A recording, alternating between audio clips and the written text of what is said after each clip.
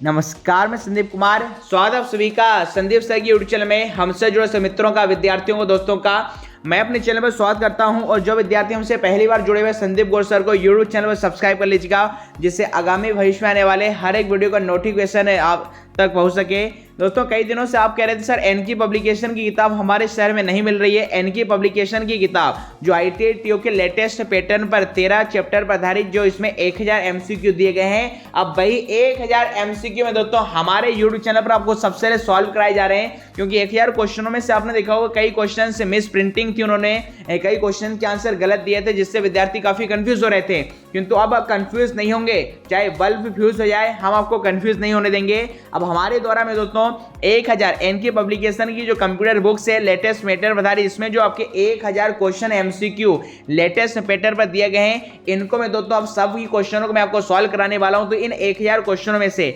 आज में दोस्तों हम इसका पार्ट 1 लेके आए, जिसमें हम रैपिड फायर राउंड रहेगा, टॉप 100 क्वेश्चंस की बात करेंगे और इसी प्रकार से पूरे 1000 क्वेश्चनों को कवर करेंगे। देखिए, क्वेश्चन ज्यादा हैं, इसलिए मैं दोस्तों कम समय में फटाफट हमें काम करना होगा, इसलिए आप फटाफट से इसका आंसर दीजिएगा। जो भी क्वेश्चन आपसे पूछेंगे एक रैपिड फायर राउंड हमारा रहने वाला है। तो एनके पब्लिकेशन 1000 क्वेश्चनों की सीरीज आप सभी की डिमांड पर दोस्तों आ चुकी है। अब जो भी क्वेश्चन इन्होंने गलत दिए हैं उनको मैं आपको करेक्शन बताऊंगी, कहां पर सही आंसर होगा। तो यदि आपने पहले से इस किताब को पढ़ा है तो जहां पर सुधार की आवश्यकता होगी आप समझ जाएंगे कि कहां पे मैं किन के क्वेश्चन में करेक्शन कर रहा हूं या फिर किन का आंसर आपका सही दिया गया है। चलिए, तो 1000 क्वेश्चनों में से आज 100 क्वेश्चनों की हम शुभारंभ कर रहे हैं। और 100 क्वेश्चनों में से मैं दोस्तों पहला प्रश्न आपकी डिस्प्ले स्क्रीन पर यह रहा। प्लेस में देख पा रहे हैं computer operator and programming assistant. जी दोस्तों, तो यहाँ पर इस क्वेश्चन करने वाले हैं। तो फर्स्ट क्वेश्चन आपके डिस्प्ले स्क्रीन पर आ चुका है। देखिए, फर्स्ट क्वेश्चन आपसे क्या पूछा गया है कि पहली पीढ़ी के कंप्यूटर में कौन सा मुख्य पुर्जा काम में लिया गया था, अर्थात फर्स्ट जनरेशन के कंप्यूटर में किस हार्डवेयर कंपोनेंट का इस्तेमाल किया गया था। 4 विकल्प आपके समक्ष हैं, vacuum tube, transistor, IC chip या VLSI। तो जान लेते राइट आंसर। जिन विद्यार्थियों ने चयन किया विकल्प क्रमांक 1 का vacuum tube is the right answer.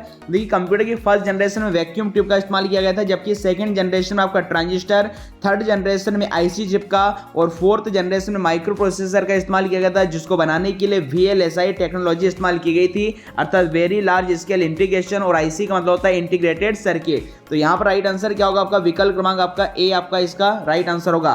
नए क्वेश्चन चलेंगे। नए क्वेश्चन आपसे क्या पूछा गया है। देखिए, एक कंप्यूटर बना होता है इनपुट उपकरणों से, आउटपुट उपकरणों से, CPU या उपरोक्त सभी। तो यहाँ पर हम राइट आंसर की बात करेंगे, विकल्प क्रमांक D। एक कंप्यूटर में दोस्तों इन सभी उपकरणों से बना होता है, तो दिस इज आपका राइट आंसर।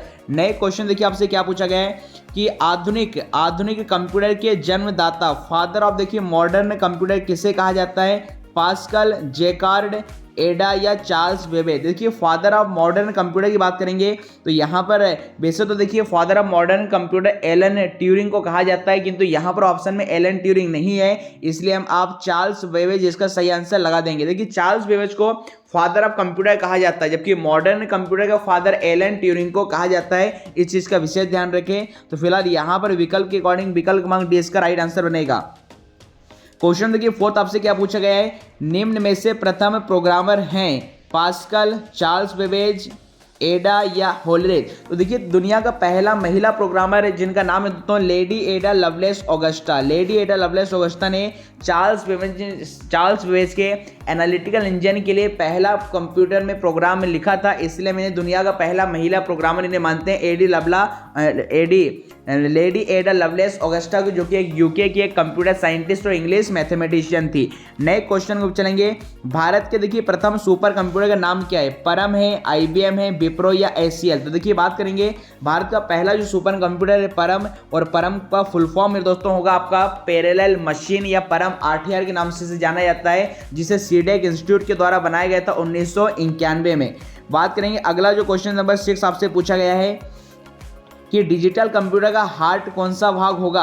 हार्ट किसे कहा जाएगा, माइक्रो प्रोसेसर को, कंट्रोल यूनिट को, मेमोरी को या फिर ALU को। तो फटाफट से दोस्तों इसका राइट आंसर बताएंगे कि डिजिटल कंप्यूटर का हार्ट या फिर हृदय में दोस्तों किसे कहा जाएगा। 4 विकल्प आपके समक्ष दिए गए हैं। चलिए जान लेते राइट आंसर। तो जिन विद्यार्थियों ने यहाँ पर चयन किया विकल्प क्रमांक दोस्तों आपका A का माइक्रो प्रोसेसर। देखिए, माइक्रो प्रोसेसर को मैं दोस्तों हम ब्रेन ऑफ द कंप्यूटर या फिर हार्ट ऑफ द कंप्यूटर के नाम से भी जानते हैं, क्योंकि कंप्यूटर में जितनी भी प्रोसेसर होती है, प्रोसेसिंग होती है, इसी माइक्रो प्रोसेसर या इसी सीपीयू चिप के द्वारा कराई जाती हैं। आगे यहाँ पर देखेंगे अगले क्वेश्चन को करेंगे 7 नंबर। देखिए 7 नंबर का आपसे क्वेश्चन क्या पूछा गया है कि डेजी बेल, देखिए डेजी बेल प्रिंटर एक प्रकार का, किस प्रकार का प्रिंटर है? Matrix printer, impact printer, laser printer या मैनुअल प्रिंटर। तो जान लेते राइट आंसर जिन विद्यार्थियों ने चयन किया विकल्प क्रमांक का, यहाँ पर विकल्प क्रमांक दोस्तों 2 का इम्पैक्ट प्रिंटर। डेजी बेल एक प्रकार के इम्पैक्ट प्रिंटर। देखिए 2 प्रकार के प्रिंटर होते हैं, इम्पैक्ट और नॉन इम्पैक्ट। इम्पैक्ट का मतलब है जिसमें पेपर और आपके, जिसमें प्रिंटिंग करने के लिए पेपर और इंक दोनों के बीच में कांटेक्ट होना जरूरी है, उसे इम्पैक्ट प्रिंटर कहते हैं। और नॉन इम्पैक्ट प्रिंटर का मतलब ऐसा प्रिंटर है जिसमें प्रिंटिंग के दौरान बिना पेपर को टच किए गए, बिना पेपर को टच किए दोस्तों चीज़ें प्रिंटिंग हो जाती हैं, जैसे आपका लेजर प्रिंटर। अगले क्वेश्चन में चलेंगे कि देखिए एकेडमिक टेस्टिंग के लिए निम्न से किसका प्रयोग किया जाता है? 4 विकल्प है, MICR, OCR, POS या फिर दोस्तों OMR। तो देखिए एकेडमिक टेस्टिंग का मतलब होता है जब किसी प्रकार की कॉपीज वगैरह चेक करना होता है तो हम किसका प्रयोग करते हैं? आपका OMR का, अर्थात ऑप्टिकल मार्क रीडर में दोस्तों इसका सही आंसर बनेगा। क्वेश्चन में देखिए 9 आपसे क्या पूछा गया है कि आउटपुट उपकरण का क्या कार्य है? कंप्यूटर द्वारा दिए गए उपकरणों को उपलब्ध कराना, परिणामों को संग्रहित करना, इनपुट किए गए संकेतों को पढ़ने योग्य बनाना या उपरोक्त सभी। तो फटाफट से बताएंगे इसका राइट आंसर क्या होगा। तो जिन विद्यार्थियों ने चयन किया विकल्प क्रमांक 1 का कंप्यूटर द्वारा दिए गए उपकरणों को उपलब्ध कराना, विकल्प क्रमांक 1 इसका राइट आंसर होगा। क्वेश्चन देखिए 10 काफी महत्वपूर्ण है कि कंप्यूटर पर वीडियो गेम किस उपकरण से खेले जाते हैं? माउस, कीबोर्ड, जॉयस्टिक या माइक्रोफोन। तो देखिए राइट आंसर की बात करेंगे, जॉयस्टिक एक प्रकार की इनपुट डिवाइसेस होती है जिसका इस्तेमाल वीडियो गेम्स खेलने के लिए किया जाता है। देखिए क्वेश्चन बहुत सारे करना है इसलिए फटाफट हमारा रैपिड फायर राउंड रहेगा, फटाफट से आंसर बताएंगे। अगला क्वेश्चन है कि प्लॉटर्स के संदर्भ में, कि प्लॉटर्स का मुख्य उपयोग में दोस्तों यहाँ पर क्या होने वाला है? टेक्स्ट प्रिंट करने में, ग्राफ प्रिंट करने में, ए और बी दोनों या उपरोक्त में से कोई नहीं। तो जान लेते राइट आंसर। देखिए जो प्लॉटर्स होते हैं इसका इस्तेमाल होता है बड़े बड़े ग्राफिक्स को प्रिंट करने के लिए किया जाता है, विकल्प क्रमांक 2 इसका राइट आंसर बनेगा। अगले क्वेश्चन पूछेंगे, क्वेश्चन देखिए 12 है, सबसे सस्ती छपाई किस प्रकार के प्रिंटरों में की जाती है? अगला क्वेश्चन क्या है? सबसे सस्ती छपाई निम्न प्रिंटरों के द्वारा की जाती है, DMP, laser printer, inkjet printer या उपरोक्त में से कोई नहीं। तो जान लेते राइट आंसर जिन विद्यार्थियों ने चयन किया विकल्प का DMP। देखिए DMP का मतलब क्या होगा? डॉट मैट्रिक्स प्रिंटर के द्वारा सबसे सस्ती छपाई की जाती है। अगला पूछा गया देखिए डेजी बेल प्रिंटर किस लिए उपयुक्त है? ग्राफिकल प्रिंटिंग के लिए, तीव्र गति प्रिंटिंग में, लेजर क्वालिटी प्रिंटिंग में या उपरोक्त सभी। जान लेते राइट आंसर जिन विद्यार्थियों ने चयन किया विकल्प क्रमांक यहाँ पर 3 का मेरे दोस्तों लेजर क्वालिटी प्रिंटिंग। देखिए डेजी बेल प्रिंटर किसके लिए उपयुक्त है? आपका लेजर क्वालिटी प्रिंटिंग में। तो यहाँ पर देखिए ये इसका राइट आंसर यहाँ पर बन जाएगा। नए क्वेश्चन ग्रुप चलेंगे। देखिए क्वेश्चन में आपसे 12 क्या पूछा गया है कि फोटोकॉपी मशीन के सिद्धांत पर कौन सा प्रिंटर कार्य करता है? इंकजेट, DMP, लेजर या ड्रम मशीन। तो आप जो है ड्रम प्रिंटर, तो आप जानते देखिए फोटोकॉपी मशीन किसकी सिमिलर होती है? लेजर प्रिंटर के में दोस्तों आपकी सिमिलर होती है। तो विकल्प क्रमांक 3 इसका राइट आंसर बनेगा। अगला क्वेश्चन क्या पूछा गया है कि ये देखिए स्पीकर की जो आवाज़ होती है, स्पीकर की दोस्तों जो आवाज़ होगी किस प्रकार का में दोस्तों आउटपुट यहाँ पर रहने वाला है? तो यहाँ पर बताएंगे फटाफट से इसका राइट आंसर क्या होगा। तो जो स्पीकर की देखिए आवाज़ है किस प्रकार का आउटपुट है? ऑडियो, वीडियो, टेक्स्ट या उपरोक्त में से कोई नहीं। तो आप जानते हैं स्पीकर की जो आवाज़ होती है वो किस प्रकार का आउटपुट होगा? तो ये ऑडियो होगा, विकल्प क्रमांक 1 इसका राइट आंसर। नए क्वेश्चन के ऊपर चलेंगे। देखिए क्वेश्चन नंबर 16 आपसे क्या पूछा गया है कि इम्पैक्ट प्रिंटर में प्रिंटिंग के लिए किसका प्रयोग किया जाता है? स्याही का, रंग का, स्याही लगे रिबन का या फिर नोजल का। तो जान लेते राइट आंसर। तो देखिए जो इम्पैक्ट प्रिंटर होते हैं इसमें प्रिंटिंग के लिए स्याही से लगे रिबन का प्रयोग किया जाता है, विकल्प क्रमांक 3 इसका राइट आंसर बनेगा। नेक्स्ट पूछा गया देखिए काफी महत्वपूर्ण है कि MICR जिसका फुल फॉर्म होता है magnetic ink character recognition, MICR का प्रयोग कहां पर होगा? बैंक में, रेलवे में, परीक्षा की कॉपी चेक करने में या उपरोक्त सभी। तो आप सभी जानते हैं MICR का प्रयोग बैंकों के चेक्स पढ़ने में किया जाएगा। तो विकल्प क्रमांक 1 इसका राइट आंसर होगा। अगला देखिए क्वेश्चन नंबर 18 आपसे क्या पूछा गया? Laser printer. देखिए लेजर प्रिंटर किस प्रकार का प्रिंटर है? तो देखिए राइट आंसर की बात करें लेजर प्रिंटर आपके नॉन इम्पैक्ट प्रिंटर में आते हैं, क्योंकि इनमें प्रिंटिंग करने के लिए पेपर का में दोस्तों स्याही या इंक के साथ, पेपर के साथ, ऐसे देखिए प्रिंटर है जिसमें प्रिंटिंग के लिए आपके पेपर के साथ कॉन्टेक्ट होना जरूरी नहीं होता है, वो आपका लेजर प्रिंटर कहलाते हैं। तो ये हमने आपका क्वेश्चन देखा है। अगले क्वेश्चन यहाँ पर मूव करेंगे। तो देखिए अगला क्वेश्चन जो आपसे पूछा गया है आपका यहाँ पर 19 नंबर पे। देखिए 19 नंबर का जो प्रश्न आपके समक्ष आ चुका है कि विंडो की डेस्कटॉप पर विभिन्न अनुप्रयोगों और डॉक्यूमेंट्स को दर्शाया जाता है लेवल के द्वारा, आइकन के द्वारा, पेंट के द्वारा या कैलकुलेटर के द्वारा। तो देखिए ये क्वेश्चन एनसीईआरटी 2010 में भी आपसे पूछा गया है। तो बात करते हैं यहाँ पर राइट आंसर की कि भाई इसका राइट आंसर यहाँ पर क्या बनेगा। तो जिन विद्यार्थियों ने यहाँ पर चयन किया होगा विकल्प क्रमांक आपका बी का आइकन के द्वारा, विकल्प क्रमांक दोस्तों 2 इसका सही आंसर यहाँ पर बन जाएगा। नए क्वेश्चन को चलेंगे। देखिए आगे क्या पूछा गया है कि कमांड का प्रयोग रिसाइकल बिन से पुनः फाइल को वापस लाने के लिए किया जाता है। किस कमांड का प्रयोग? ब्रिंग बैक का, रिस्टोर का, रिसाइकल या सेंड टू का। तो जान लेते राइट आंसर। जिन विद्यार्थियों ने चयन किया विकल्प क्रमांक यहाँ पर 2 का, दिस इज आपका राइट आंसर। नए क्वेश्चन को चलेंगे। देखिए क्या पूछा गया, ऑपरेटिंग सिस्टम हार्डवेयर और यूजर के मध्य किसका कार्य करते हैं? लिंक का, इंटरफेस का, कनेक्टिविटी या मॉडल का। तो फटाफट से बताएंगे इसका राइट आंसर। जिन विद्यार्थियों ने चयन किया विकल्प क्रमांक 3 का, इंटरफेस। देखिए ऑपरेटिंग सिस्टम हार्डवेयर और यूजर के बीच में एक प्रकार का इंटरफेस प्रोवाइड कराते हैं जिससे यूजर आसानी से उस मशीन पर काम कर सकता है।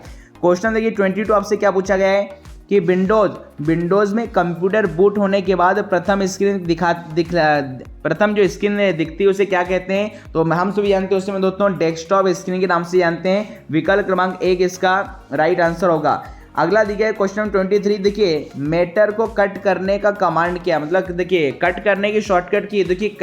देखिए तो बताइए काटना होगा तो किससे काटा जाता है भैया? कैंची से। और कैंची का साइन यहाँ पर क्या दिखा इधर एक। तो कंट्रोल फ्लैक्स में दोस्तों ये कट करने की शॉर्टकट की होगी। और वहीं पर बात करेंगे मैटर को यदि पेस्ट करने को, तो देखिए पेस्ट करने के लिए देखिए यहाँ पर कंट्रोल+V होगा। V किसका साइन है? कोन का। और मेहंदी के कोन को क्या किया जाएगा? हाथों में पेस्ट किया जाएगा। ऐसे ट्रिक मैंने आपको पहले बताई है।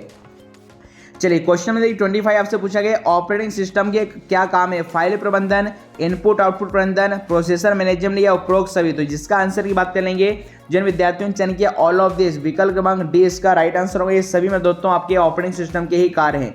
क्वेश्चन में 26 आपसे पूछा गया है कि 2 या 2 से अधिक फाइलों को चुनने के लिए कौन सी की को दबाए रखना पड़ता है? कंट्रोल को, ऑल्टर को, शिफ्ट को या टैब को। जान लेते राइट आंसर। तो यहाँ पर राइट आंसर की बात करेंगे कंट्रोल की। जान तो विकल्प क्रमांक 1 इसका राइट आंसर होगा।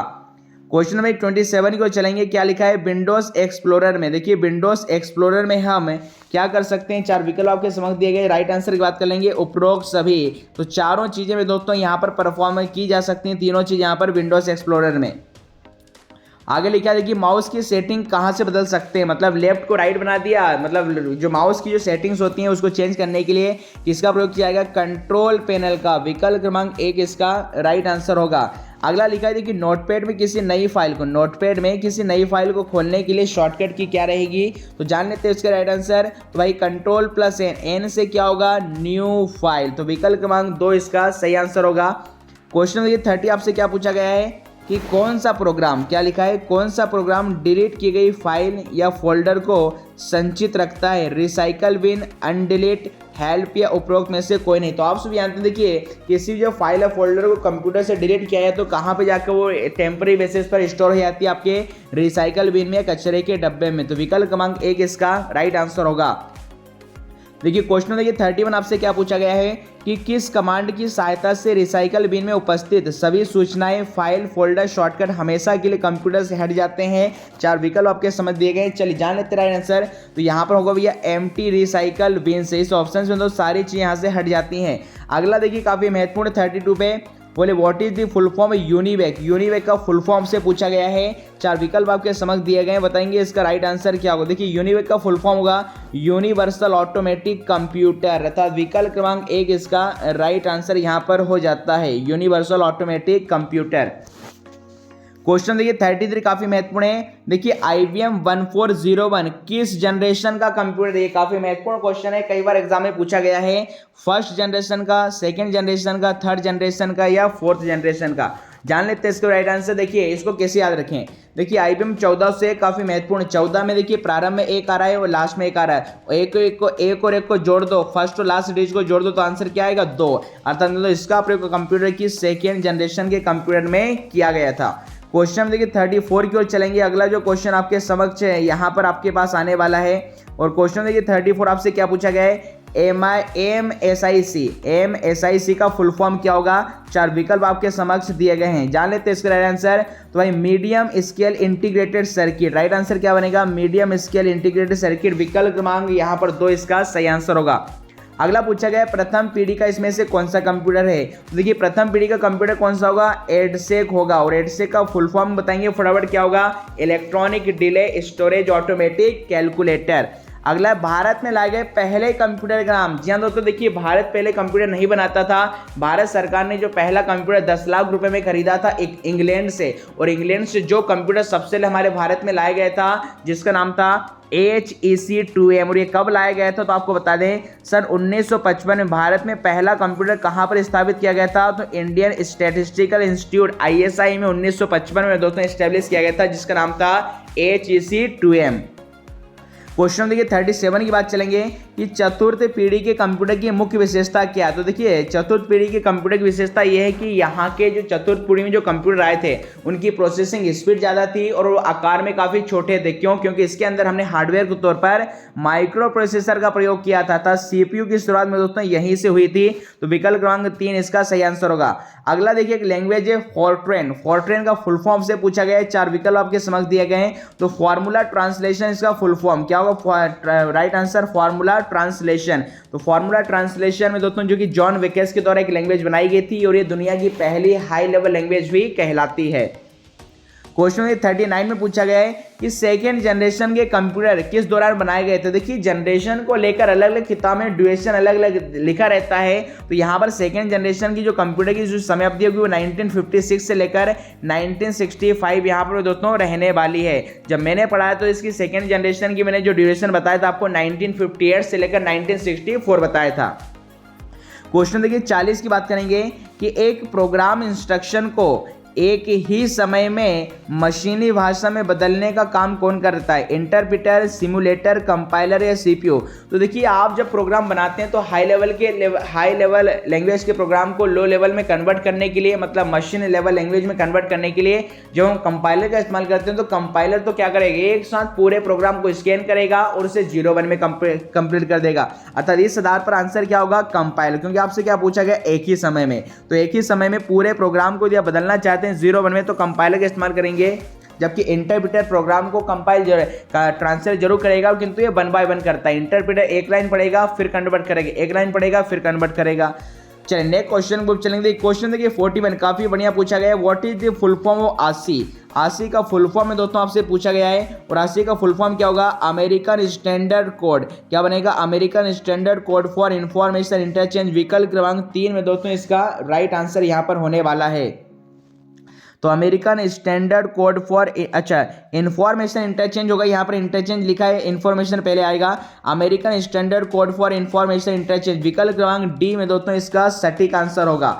अगला लिखा है पहला जो इलेक्ट्रॉनिक कंप्यूटर था ENIAC अर्थात electronic numerical integrated and computer किसने बनाया था? तो भाई JP एकर्ट और जॉन मोचली ने बनाया था। तो ये कंप्यूटर में तो 1946 में आया है और इन दोनों कंप्यूटर साइंटिस्ट द्वारा इसे बनाया गया है।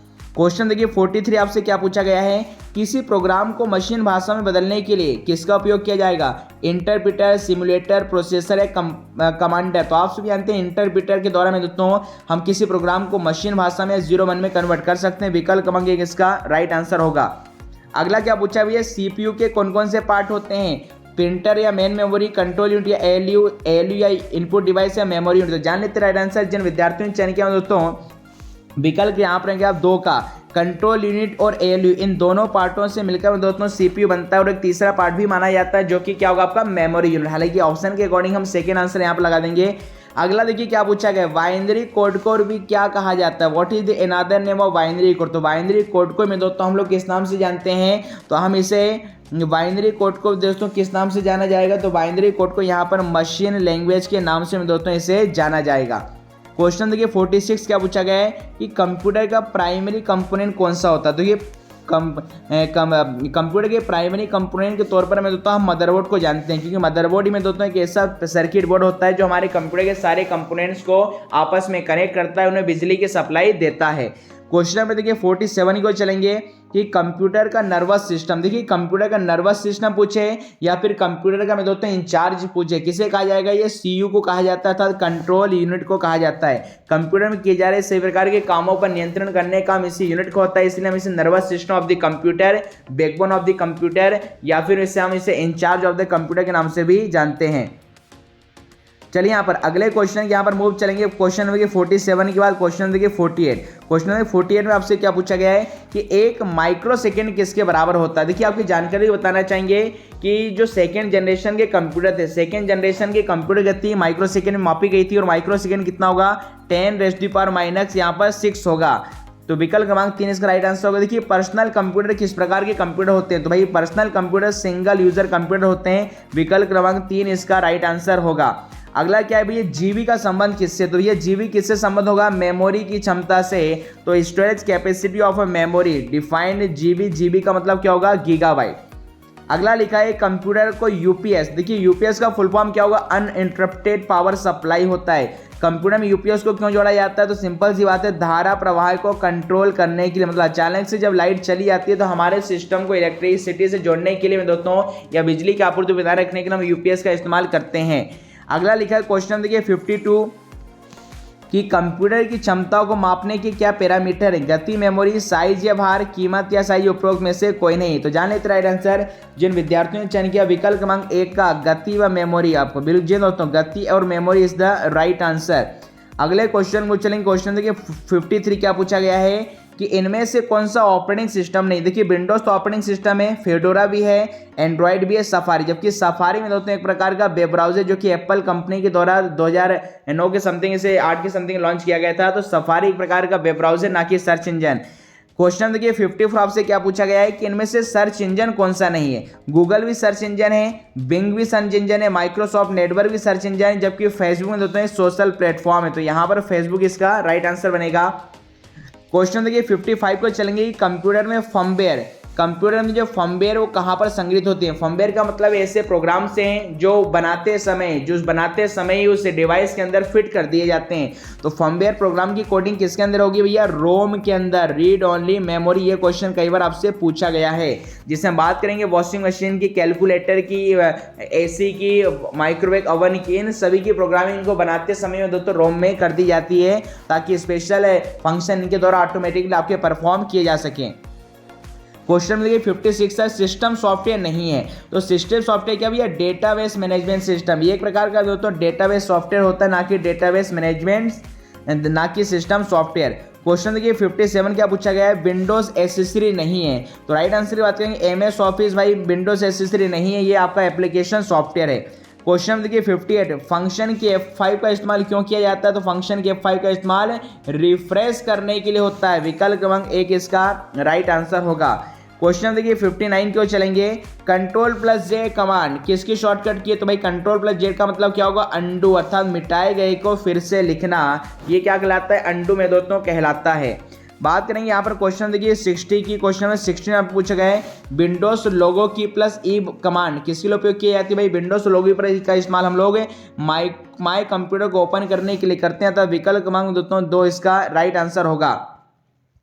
अगले क्वेश्चन की ओर चलेंगे। 60 क्वेश्चन हम देख चुके हैं। अगला क्वेश्चन आपका क्वेश्चन 61। तो क्वेश्चन देखिए 61 आपसे क्या यहाँ पर पूछा गया है कि इनमें से हम दोस्तों आउटपुट डिवाइस है। कौन सी आउटपुट डिवाइस है? तो आप सभी जानते हैं यहाँ पर प्लॉटर, जिसका इस्तेमाल ग्राफिक्स को प्रिंट करने के लिए होता है। प्लॉटर एक प्रकार की आपका प्रिंटर की तरह डिवाइस है जो कि एक आउटपुट डिवाइस है। देखिए एलसीडी मॉनिटर का प्रकार कौन सा नहीं है? देखिए एमजीए भी होता है, सीजी भी होता है, वीजी भी होता है, जबकि यहाँ पर सीआरटी में दोस्तों कैथोड रे ट्यूब होता है, एक प्रकार का मॉनिटर होता है। एलसीडी मॉनिटर का प्रकार नहीं होता। अगला पूछा गया उच्च कोटि की प्रिंटिंग की जाती है बैंड प्रिंटर से, लेजर से, चेन या इंकजेट से। सिंपल सी बात है, उच्च कोटि हाई क्वालिटी की प्रिंटिंग आपकी लेजर प्रिंटर से ही पॉसिबल है। तो विकल्प क्रमांक 3 इसका राइट आंसर बचेगा। क्वेश्चन में ये 64 क्या पूछा गया? प्रोसेसर का प्रकार है। देखिए सोलरिस, यूनिक्स, V12 और आपका एपिक। तो यहाँ पर राइट आंसर क्या है भैया? एपिक आ गया। एपिक प्रकार का दोस्तों आपका क्या है? प्रोसेसर है। 64 यहाँ पर आपका आंसर आपका मैं दोस्तों सही हो जाएगा। अगले क्वेश्चन की ओर चलेंगे। अगला क्वेश्चन पूछा है एंड की कब उपयोग में लाई जाती है। एंड की दोस्तों कब यहाँ पर उपयोग में लाई जाती है, 4 विकल्प आपके समक्ष दिए गए, जान लेते राइट आंसर। तो एक्टिव विंडो के नीचे वाले भाग को प्रदर्शित करने के लिए किसका प्रयोग किया जाता है, एंड की का। विकल्प क्रमांक 2 इसका राइट आंसर होगा। अगला काफी महत्वपूर्ण है, देखिए सुपर कंप्यूटर की वर्ड लेंथ को किस में मापा जाता है। देखिए जैसे आपने नॉर्मल आपसे पूछे ना कि सुपर कंप्यूटर की गति या वर्ड लेंथ कितनी है जो कि उसके एड्रेस स्पेस को दर्शाता है, तो ओनली आंसर क्या आएगा, 64 बिट। क्या आएगा, 64 बिट आंसर आएगा। जब रेंज में पूछेगा तो रेंज में आंसर क्या लगाएंगे, 16 से 128 बिट आप यहाँ पर आंसर लगाएंगे। तो सुपर कंप्यूटर की गति में दोस्तों आपकी 16 से 128 बिट होती है और एक ही नंबर में पूछेगा तो आएगा 64। जबकि आजकल के जो कंप्यूटर होते हैं डेली लाइफ की, उनकी जो वर्ड लेंथ होती है दोस्तों वो 16 बिट या 32 बिट की होती है। अगला पूछा गया कंप्यूटर की गति की क्या इकाई है, बीपीएस, एमबीपीएस, जीबीपीएस या उपरोक्त सभी। तो ये चारों की चारों में दोस्तों जो इकाइयां होती हैं तीनों, ये कंप्यूटर की गति की यहाँ पर होती हैं। क्वेश्चन देखिए 68 क्या पूछा गया, एलयू किसके काम आता है। तो भैया एलयू का मतलब ही होगा अरिथमेटिक एंड लॉजिकल यूनिट, अर्थात हमारे कंप्यूटर में कैलकुलेशन वाले काम सारे इसी यूनिट के द्वारा परफॉर्म किए जाते हैं। क्वेश्चन देखिए 69 को चलेंगे। क्वेश्चन नंबर देखिए 69 आपसे क्या पूछा गया है कि माइक्रो कंप्यूटर हार्डवेयर में फिजिकल उपकरणों के 3 बुनियादी वर्ग कौन से हैं। 4 विकल्प आपके समक्ष दिए गए हैं, जान लेते राइट आंसर। तो जिन विद्यार्थियों ने चयन किया विकल्प क्रमांक 2 का, system unit, input output device और सेकेंडरी स्टोरेज। विकल्प क्रमांक 2 इसका राइट आंसर होगा। क्वेश्चन देखिए 70 आपसे क्या पूछा गया है कि समानांतर प्रोसेसिंग किस पीढ़ी के कंप्यूटर की मुख्य विशेषता है। जनरल तो तना है पैरेलल जो आपकी प्रोसेसिंग है वो किस जनरेशन के कंप्यूटर की विशेषता, तो आंसर आएगा पंचम पीढ़ी, 5th जनरेशन में दोस्तों आपका ये देन है। क्योंकि देखिए पैरेलल प्रोसेसिंग आपकी, जिससे सुपर कंप्यूटर में कई पैरेलल प्रोसेसर लगे होते हैं, तो सुपर कंप्यूटर में भी पैरेलल प्रोसेसिंग होती है, तो ये 5th जनरेशन इसका राइट आंसर आएगा। अगला पूछा गया ये ओसीआर। देखिए ओसीआर इज वेरी होशियार। ओसीआर क्या है, तो ओसीआर में दोस्तों एक प्रकार का क्या इनपुट उपकरण है, ऑप्टिकल कैरेक्टर रीडर इसका नाम होता है। असेंबली भाषा इसमें से कौन सी, क्वेश्चन में 72 है, high level, low level, machine भाषा या ऑब्जेक्ट ओरिएंटेड प्रोग्रामिंग। देखिए असेंबली भाषा कौन सी होगी, तो असेंबली में दोस्तों एक प्रकार की लो लेवल लैंग्वेज है, निम्न स्तरीय भाषा। विकल्प क्रमांक 2 इसका राइट आंसर बनेगा। क्वेश्चन नंबर 13 में 73 में क्या पूछा गया है, भाषा अनुवादक लैंग्वेज ट्रांसलेशन का मुख्य कार्य क्या है। तो राइट आंसर की बात करें, देखिए जो आपके लैंग्वेज ट्रांसलेटर होते हैं हाई लेवल लैंग्वेज को लो लेवल लैंग्वेज में कन्वर्ट करते हैं। अर्थात यहाँ पर हम दोस्तों बात करेंगे इसके राइट आंसर की, तो यहाँ पर देखिए जो आंसर बनेगा असेंबली भाषा को मशीनी भाषा में, बिल्कुल सही बात है। इसके अलावा उच्च स्तरीय भाषा को मशीनी भाषा में, ये बिल्कुल सही बात है। इसके अलावा निम्न स्तरीय भाषा को उच्च, ये कथन गलत है। तो यहाँ पर आंसर क्या आएगा, बोथ एंड विद, दोनों स्टेटमेंट दोस्तों यहाँ पर आपकी सही है। चलिए बात करेंगे 74 की, संकेतों का उपयोग किस भाषा में किया जाता है। ये संकेतों का मतलब है शॉर्टकट कोड से या सिंबल, तो शॉर्टकट कोड जिसे हम निमोनिक्स कहते हैं, ये आंसर क्या आएगा, असेंबली भाषा। असेंबली भाषा में लिखने के, असेंबली भाषा में काम करने के लिए हम शॉर्टकट संकेतों या कोड का इस्तेमाल करते हैं। और ये भी क्वेश्चन आता है कि असेंबली भाषा में लिखे गए कोड किस नाम से जाने जाते हैं, तो याद रखेंगे निमोनिक्स के नाम से जाना जाता है। क्वेश्चन देखिए 75 और 75 क्या पूछा गया है कि कंप्यूटर पर जानकारी किस रूप में स्टोर होती है। बहुत ही आसान है, किस फॉर्म में डिजिट आपकी स्टोर होगी, डिजिटल फॉर्म में, अर्थात 0 और 1। विकल्प क्रमांक 2 इसका राइट आंसर होगा। अगले मूव करेंगे हमारे क्वेश्चन में 76। देखिए क्वेश्चन हम 76 की बात करेंगे। क्वेश्चन में 76 में आपसे क्या पूछा गया है यहाँ पर कि फाइल क्या होती है। फाइल क्या होती है, 4 विकल्प आपके समक्ष दिए गए हैं, फटाफट बताएंगे इसका राइट आंसर। तो जान लेते राइट आंसर भैया, फाइल क्या होती है। जिन विद्यार्थियों ने चयन किया विकल्प क्रमांक 2 का कि फाइल सूचना का एक संग्रह है जिसका एक नाम दिया जाता है और उसे सेकेंडरी मेमोरी में स्टोर किया जाता है। विकल्प क्रमांक 2 इसका राइट आंसर होगा। अगला क्वेश्चन होगा 77 कि माइक्रो प्रोसेसर आधारित कंप्यूटर कौन सा है, personal, work station, main frame या सर्वर। तो देखिए हम बात करेंगे माइक्रो प्रोसेसर सीपीयू, तो सीपीयू आधारित कंप्यूटर क्या होगा, पर्सनल कंप्यूटर। विकल्प क्रमांक 1 इसका राइट आंसर होगा।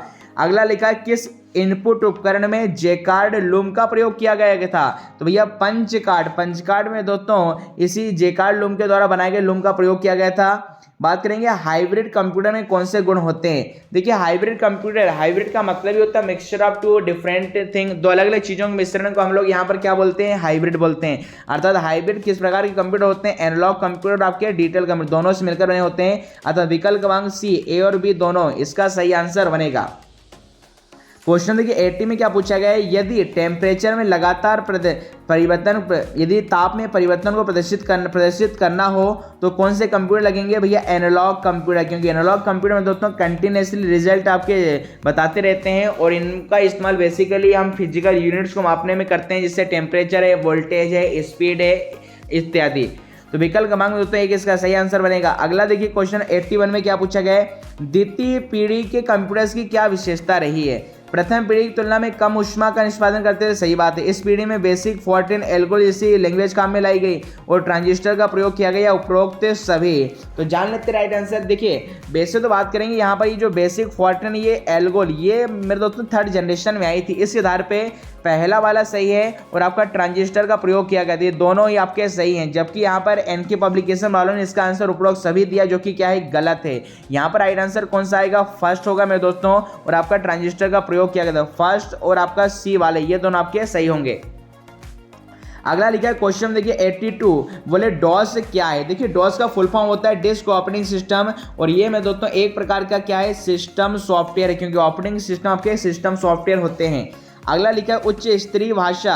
उच्च स्तरीय भाषा की विशेषता क्या है, 4 विकल्प आपके दिए गए हैं। तो जान लेते राइट आंसर की भैया हाई लेवल लैंग्वेज की जो आपकी विशेषता होती है वो क्या है, उपरोक्त सभी, अर्थात तीनों में दोस्तों आपकी हाई लेवल लैंग्वेज की विशेषता होती है। विकल्प क्रमांक 4 इसका सही आंसर होगा। अगला लिखा विंडोज 95 यूनिक्स विंडोज 3.1 कहलाते हैं, क्या कहलाते हैं, ये ऑपरेटिंग सिस्टम कहलाते हैं। विकल्प क्रमांक यहाँ पर 4 इसका सही आंसर होगा। देखिए अगला क्या पूछा गया, कंप्यूटर का प्रत्येक भाग होता है, कंप्यूटर का प्रत्येक भाग होता है, जान लेते इसका राइट आंसर। तो भैया प्रत्येक भाग या तो हार्डवेयर होगा या तो सॉफ्टवेयर होगा, या तो कंप्यूटर के पार्ट को टच कर सकते हैं या फिर मैं दोस्तों आप उसे टच नहीं कर सकते, अर्थात टेंजिबल या इंटेंजिबल होते हैं। क्वेश्चन देखिए 86 क्या पूछा गया, यूपीएस को कंप्यूटर में क्यों जोड़ा जाता है। तभी आपको बताया था नियंत्रित विद्युत प्रवाह के लिए हम लोग यूपीएस को जोड़ते हैं, तो अभी कुछ देर पहले आपको बताया था। क्वेश्चन देखिए 87 में क्या पूछा गया, कंप्यूटर की जो डिस्क ड्राइव है ये क्या करती है। देखिए एनसीईआरटी 2010 में पूछा गया है, कंप्यूटर की डिस्क ड्राइव क्या करती है, ये डिस्क को रीड करेगी, क्या करेगी, डिस्क के डेटा को रीड करेगी। विकल्प क्रमांक 2 इसका राइट आंसर बनेगा।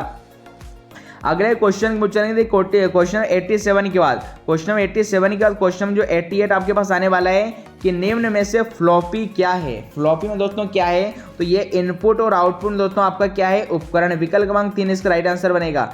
अगला क्या पूछा है, जीबी किससे संबंधित। जीबी का फुल फॉर्म गीगाबिट से होता है, और दोस्तों कंप्यूटर की क्या होती है, इसका संबंध किससे होता है, तो भाई इसका संबंध सिंपल सी बात है किससे होगा, मेमोरी से होगा। विकल्प क्रमांक 4 इसका सही आंसर होगा। बाइनरी संख्या किन अंकों से मिलकर बनती है, तो आप सुनिए बाइनरी में 2 ही अंक होते हैं, 0 और 1। विकल्प क्रमांक 3 इसका सही आंसर बनेगा। अगला पूछा गया बाइनरी को अंक क्या कहा है। बाइनरी के अंक को हम लोग क्या बोलते हैं, बिट बोलते हैं, और बिट का पूरा नाम क्या होता है, बाइनरी डिजिट। अगला काफी महत्वपूर्ण है, एनसीईआरटी 2008 में पूछा गया है कि ईपीरोम का पूरा नाम क्या होगा। तो ईपीरोम का फुल फॉर्म से जानते हैं क्या होगा, erasable programmable read only memory. कहाँ पर लिखा भैया आपका ये, विकल्प क्रमांक 1 में, erasable programmable read only memory. विकल्प क्रमांक 1 इसका राइट आंसर बनेगा। अगला लिखे देखिए फाइल एक्सेस करने की विधि पद्धति क्या। देखिए फाइल को आप सीक्वेंशियल मतलब 1 बाय 1 भी एक्सेस कर सकते हैं और किसी पर्टिकुलर लोकेशन से भी एक्सेस कर सकते हैं, अर्थात विकल्प क्रमांक यहाँ पर सी इसका राइट आंसर बनेगा। क्वेश्चन देखिए 94 में आपसे क्या पूछा गया है, 1 MB डेटा को संग्रह करने के लिए कौन सा माध्यम उपयुक्त होगा, हार्ड डिस्क, चुंबकीय टेप, डीवीडी या फ्लॉपी डिस्क। देखिए मात्र 1 MB की बात हो रही है, और पहले जो फ्लॉपी डिस्क आती थी इसकी स्टोरेज कैपेसिटी में तो इतनी रहा करती थी, अर्थात मात्र 1 MB के डेटा को स्टोर करने के लिए फ्लॉपी डिस्क का उपयोग किया यहाँ पर जाएगा। तो 94 के बाद अगले क्वेश्चन यहाँ पर मूव करेंगे। क्वेश्चन देखिए 95, क्वेश्चन 95 आपके समक्ष आ चुका है कि इनमें से सबसे फास्टेस्ट मेमोरी कौन सी है। 4 विकल्प आपके समझ देंगे, तो आप जानते हैं सबसे फास्ट में दोस्तों कैश मेमोरी होती है, जो कि सीपीयू और मेन मेमोरी अर्थात प्राइमरी मेमोरी के बीच में आपकी रखी जाती है। अगला क्या है, सीडी रोम। सीडी रोम क्या है, तो भैया एक विद्युत यांत्रिक संग्रहण है। विकल्प क्रमांक 3 इसका राइट आंसर बनेगा। किस मेमोरी पर का डेटा बिजली चले जाने पर नष्ट हो जाता है, अर्थात पावर गॉन डेटा गॉन, और ये किसमें होगा, रैम में होगा। पावर जाते ही में दोस्तों डेटा भी यहाँ पर चले जाता है। अगला कैश मेमोरी क्या है, तो भाई कैश मेमोरी आपकी सीपीयू और मुख्य मेमोरी के बीच में तो स्थित एक धीमी मेमोरी होती है, या सीपीयू या मुख्य मेमोरी के बीच में सबसे फास्ट। तो यहाँ पर ये मेन मेमोरी सीपीयू के मध्य स्थित तो होती है, बट धीमी नहीं होती। कैसी होती है, कंप्यूटर की सबसे फास्ट मेमोरी में दोस्तों होती है। क्वेश्चन देखिए 99 क्या पूछा गया आपसे। क्वेश्चन 99 के लिए हम बात करेंगे यहाँ पर कि मेमोरी की भंडारण क्षमता की इकाई क्या है। तो ये चारों की चारों तीनों की भंडारण आपकी यूनिट होगी। सभी इसका राइट आंसर बनेगा। इरेजेबल ऑप्टिकल डिस्क की क्या विशेषता है कि भाई इस पर आप डेटा बार बार मिटाकर में दोस्तों लिख सकते हैं। तो ये थे दोस्तों एनके पब्लिकेशन के आपके 100 क्वेश्चन। अब एनके पब्लिकेशन की किताब जिन विद्यार्थियों ने नहीं खरीदी है या उनके शहरों में नहीं मिली, तो ऐसी स्थिति में हमारे द्वारा इस श्रृंखला को निकाला गया है जहां पर मैं एनके पब्लिकेशन के पूरे 1000 क्वेश्चन कराऊंगा और जिन क्वेश्चन में त्रुटि या एरर उनको सही करवाऊंगा। तो आज हमने दोस्तों 1000 क्वेश्चनों की श्रृंखला में 100 क्वेश्चन देखे। आने वाले वीडियो में इससे आगे क्वेश्चन हम देखेंगे। अब इससे संबंधित कोई क्वेरी या डाउट तो आप हमें कमेंट बॉक्स में पूछ सकते हैं। Social platform, social media, Telegram के साथ जुड़ना चाहते हैं, इसका नाम है MPPB study point by Sandeep Gausar, जहां पर 50,000 से ज्यादा 50,000 से ज्यादा विद्यार्थी हमारे साथ जुड़े हुए हैं और यहां पर हर शाम के 7 से रात के 9 बजे तक हिंदी, कंप्यूटर, जीके, रीजनिंग में सारे नॉन टेक्निकल सब्जेक्ट का ऑनलाइन क्विज होता है और दिन भर ऑफलाइन क्वेश्चन चलते हैं, जिससे आप अपनी तैयारी को बेहतर से बेहतरीन बना सकते हैं। साथ साथ आप हमारे चैनल संदीप गौसर को यूट्यूब चैनल पर सब्सक्राइब कर लीजिएगा, जहां पर 500 से ज्यादा वीडियो दोस्तों हिंदी और कंप्यूटर की, और यहां पर हर रात 9 बजे शिक्षक भर्ती परीक्षा special, IT COPA special, patwari special, Hindi computer का बहुत ही सुंदर सा सेशन ट्रिक के माध्यम से मेरे द्वारा लिया जाता है और ऑलरेडी आप मेरे हिंदी और कंप्यूटर के वीडियो ट्रिक के माध्यम से हमारी प्लेलिस्ट में चेक कर सकते हैं। तो ये थी दोस्तों आज की इस वीडियो के संदर्भ में सारी महत्वपूर्ण अपडेट शिक्षक भर्ती परीक्षा के संदर्भ में। इससे संबंधित कोई भी क्वेरी है तो आप हमें कमेंट बॉक्स में पूछ सकते हैं। अब अपने मित्र संदीप गौर को दीजिएगा इजाजत, मिलते हैं नेक्स्ट वीडियो में। तब तक के लिए मैं दोस्तों खुश रहिए, मस्त रहिए, स्वस्थ रहिए, व्यस्त रहिए। थैंक यू, जय Hind, have a good day.